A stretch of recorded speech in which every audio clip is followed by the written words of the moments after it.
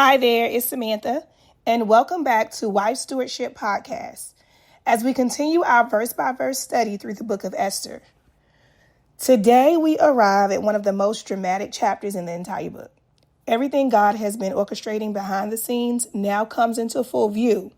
The tables are about to turn. The man who plotted destruction will face the consequences of his own wickedness, while God's people begin to see his justice unfold.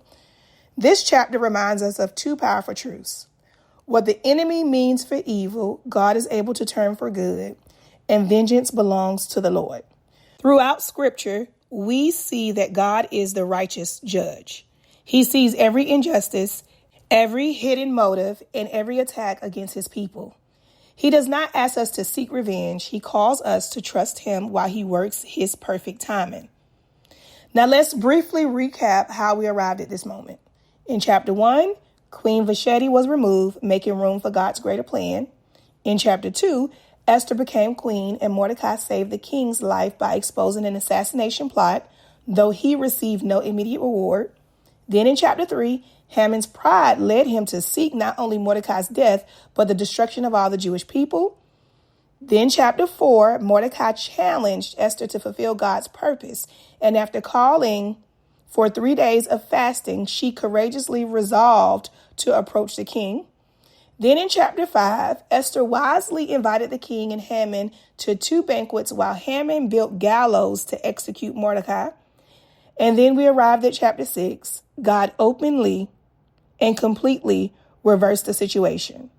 A sleepless night led the king to honor Mordecai publicly, and Haman was forced to lead the very man he hated through the city in honor.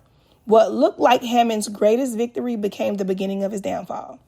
Now we have come to chapter 7, where God's justice is revealed. Esther pleads for her life and the life of her people. Chapter 7, God turns evil into good. Esther, the 7th chapter, the 1st through the 2nd verse. So the king and Haman came to the banquet with Esther, the queen. This was the second banquet Esther had carefully prepared. Notice that Esther never rushed ahead of God's timing. She prayed, she fasted, she waited. Now the appointed time had come. Again, the king asked, "Why is thy petition, Queen Esther?" For the 3rd time, he assured Esther that her request would be granted.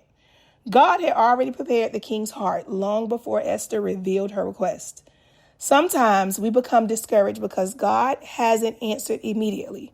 Yet, Esther reminds us that waiting on God's timing is never wasted. Esther, the 7th chapter, the 3rd through the 4th verses. Esther finally revealed why she had risked her life. Let my life be given me and my people. Notice something beautifully. Esther did not begin by asking for revenge. She asked for life. She interceded for others before herself. This is the heart of a godly leader. She identified herself with God's people. Although she was queen, she did not distance herself from those who were suffering. She stood with them. True leadership is willing to stand with God's people even when it comes with personal risk. Esther, the 7th chapter, the 5th through the 6th verses. The king immediately asked, "Who is he?" Then came one of the most powerful statements in the book. The adversary and enemy is this wicked Haman. For months, Haman had hidden behind influence, wealth, and political power. Now his wickedness was exposed. Eventually, every hidden thing comes into light. No one can hide from God's justice forever. God turns evil into good. One of the greatest themes of this chapter is found throughout Scripture. Joseph experienced betrayal by his brothers. He was sold into slavery. He was falsely accused. He was imprisoned. Yet years later, Joseph declared, "But as for you, ye thought evil against me, but God meant it unto good." Genesis, the 50th chapter, the 20th verse. That same principle is at work here. Haman meant evil. He wanted to destroy Mordecai. He wanted to destroy God's covenant people. He built gallows expecting to celebrate Mordecai's death. Instead, God reversed everything. The very instrument prepared for Mordecai became the instrument of Haman's justice. What the enemy intended for destruction, became the evidence of God's deliverance. That does not mean every hardship disappears immediately, but it reminds us that God is sovereign over every circumstance. He is able to bring his good purposes out of the situations that others intend for harm. One of the greatest lessons we learn from Esther, the 7th chapter, is that God never asked Esther or Mordecai to seek revenge. They did not advise a plan to destroy Haman. They did not repay evil for evil. Instead, they trusted God. And at the appointed time, God brought justice. The Apostle Paul reminds us in Romans, the 12th chapter, the 19th verse, "Dearly beloved, avenge not yourselves, but rather give place unto wrath. For it is written, vengeance is mine, I will repay, said the Lord." This echoes what God declared long before in Deuteronomy, the 32nd chapter, the 35th verse. "To me belongeth vengeance and recompense." Now, this can be one of the hardest commands to obey.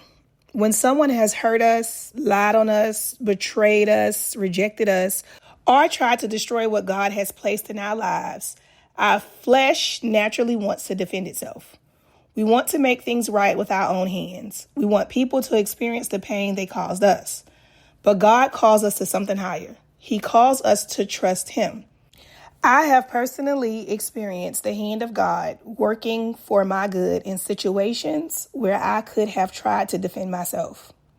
Looking back, I am so very thankful that I left those situations in God's hands, because his ways are far greater than anything I could have ever accomplished on my own. The Bible tells us in Ephesians, the 30th chapter, the 20th verse, "Now unto him that is able to do exceedingly abundantly above all that we ask or think." God is able to work in ways that our human minds could never imagine. We may think that we know the best way to handle a situation, but God's wisdom is infinitely greater than ours. What we could accomplish through anger, retaliation, or revenge will never compare to what God can accomplish through his perfect justice and sovereign power. Look at Haman. He built the gallows. He made the plans. He orchestrated the scheme. Yet he could not stop God from reversing everything.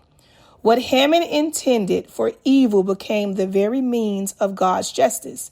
This reminds us of Joseph's words to his brothers in Genesis, the 50th chapter, the 20th verse. "But as for you, ye thought evil against me, but God meant it unto good." The enemy intended destruction. God brought deliverance. The enemy planned humiliation. God brought honor. The enemy prepared death. God preserved life. That is the God we serve. Our responsibility is not to seek revenge.